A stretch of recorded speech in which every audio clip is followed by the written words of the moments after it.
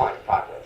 So here we are in outer space talking about let's shoot Sputniks to outer space, and everybody's looking up. Let's look down the ground and see what we're doing to the Earth. That's where we're at. Now, I will tell you some of the things that I have done, and I think they'll have relative value to your situation. Do you have children? Yes. Do you love your children? Yes. Do you wish your children to have an Earth to live on when you pass? Yes. Beautiful. You're the guy I should be talking to. I took a girl called Blue. I said, "Do you see the water?" She said, "Yeah." I said, "Do you see the dead ducks and the oil slicks?"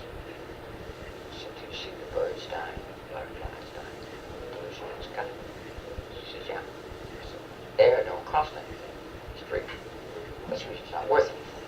Because anything that doesn't cost anything isn't worth anything." I said, "You know how much longer you've got in your air?" She says, "I don't know."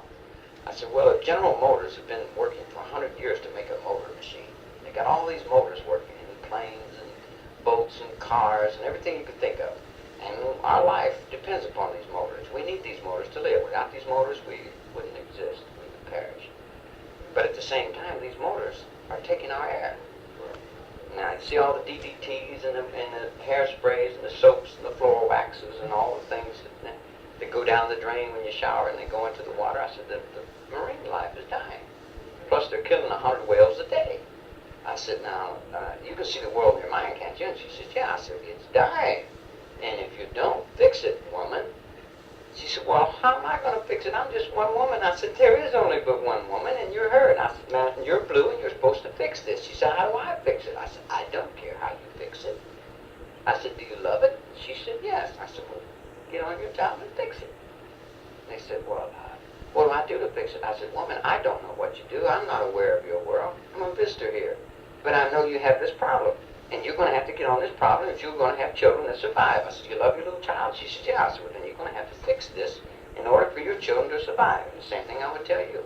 If you don't start working for the world you live in a positive way to survive, you're not going to survive. It's that simple.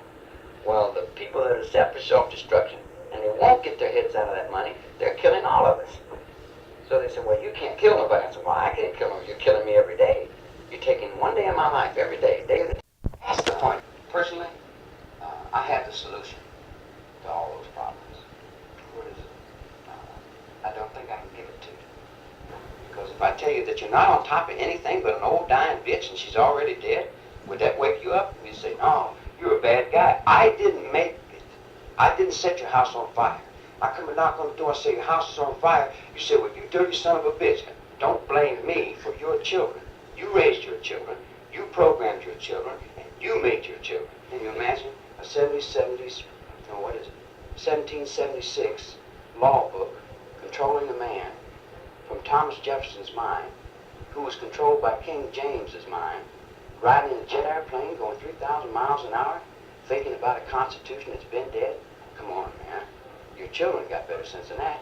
The 10-year-olds are coming up and saying, "Wow, man, I can see through that." I say, "What are you doing? You're just playing a game with all a bunch of dead people.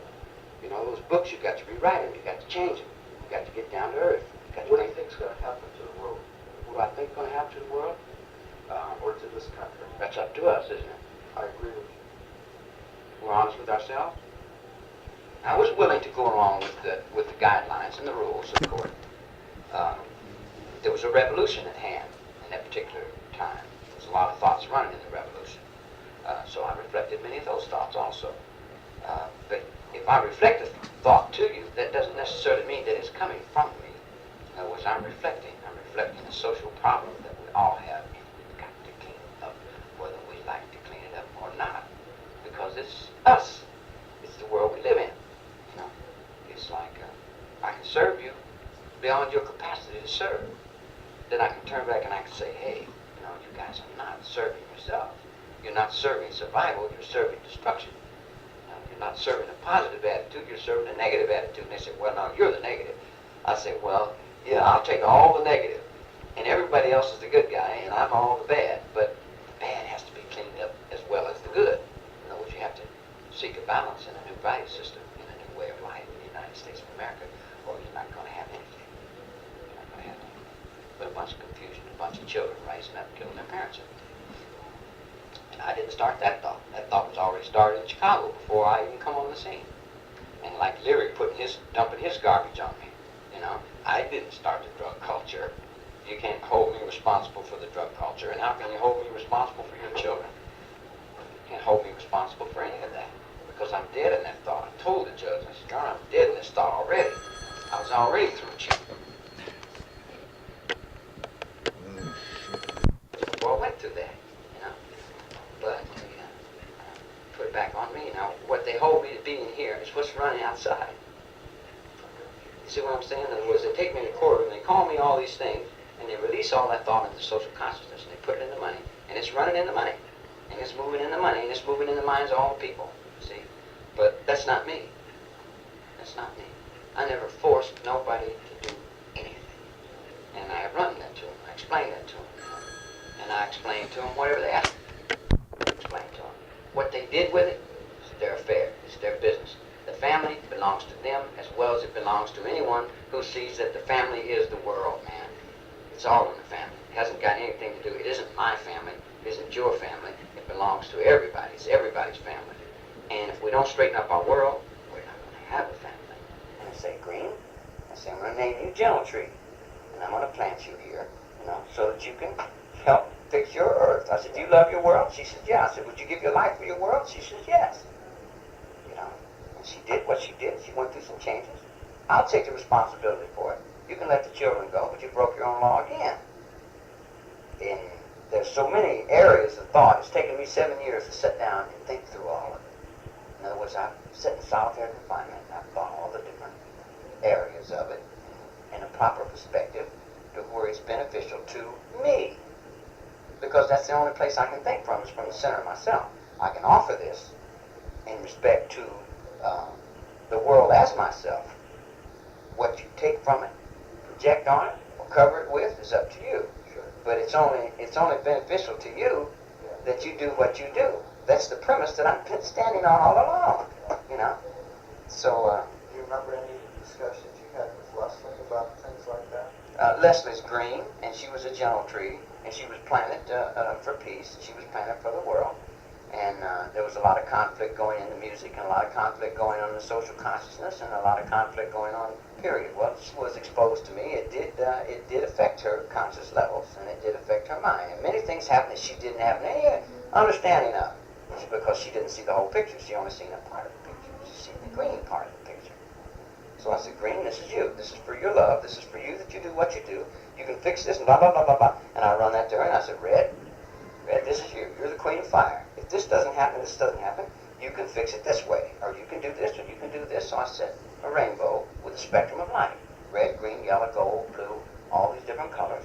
And then it was locked up to your gas chamber and your thought, because that's where you keep your man. That's where you keep the Atman or the peak of yourself. In the religious sense, in the spiritual sense. In the physical sense, you keep it in the White House and you keep it to other places. But in the spiritual sense is where my mind was running. Not in the spiritual sense as church, you know, not in the spiritual sense as a preacher, but in the spiritual sense is that I really love the world. Because here's why.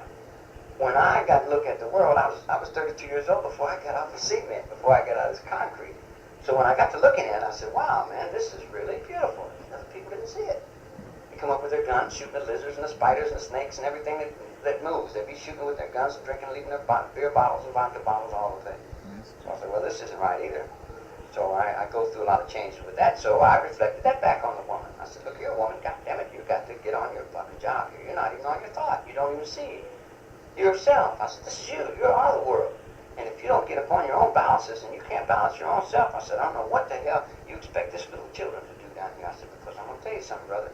When Nixon, when Ford, when Carter, when all of them overlooked the last little guy in line, they've overlooked themselves. When you won't look down the last little corner, and that last little kid was shit in his britches and snot on his nose, and you say, that's the guy we're working for, because if he don't have no world to live in, if we don't leave him anything but an old fucking garbage can and a bunch of stinking politicians lying and a bunch of snake-ass lawyers, well, what are we leaving ourselves? What are we leaving ourselves? Nothing. Nothing. Did Leslie change as a result of your conversations with her? Yeah, Leslie changed, but Leslie was Leslie, man. Let me ask you a question. Have I affected you just in the last 20 minutes? Just by adding to my understanding. All right, well, if you were around me for 4 or 5 months, what would you